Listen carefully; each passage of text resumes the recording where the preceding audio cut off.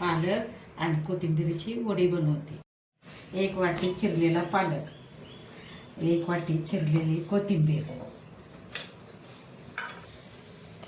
1 वाटी बेसन पीठ, 1 वाटी ज्वारीचं पीठ, आलं लसूण ओवा पेस्ट,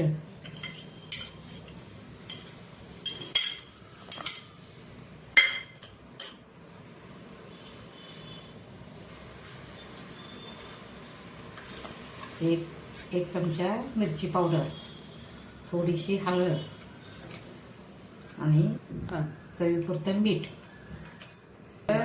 टाकून एकत्र मिक्स करायचं. गरजेनुसार पाणी टाकायचं. आता हे केकचं भांडं आहे. केकच्या भांड्याला आपण तेल लावून घेऊ.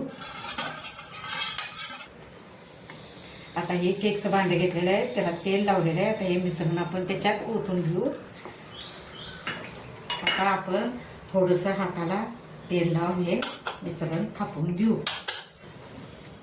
हे मिश्रण आता इडली कुकरमध्ये 15 ते 20 मिनिटं ठेवू. हे बघा, आता ही वडी आपली तयार झाली, थंड झाली. आता कट करू. आता वडी कापून घेतली. आपण तेल टाकून आता शालो फ्राय करून घेऊ. आजीने वडी बनवली, आता आपण खाऊन बघू. थँक्यू आजी.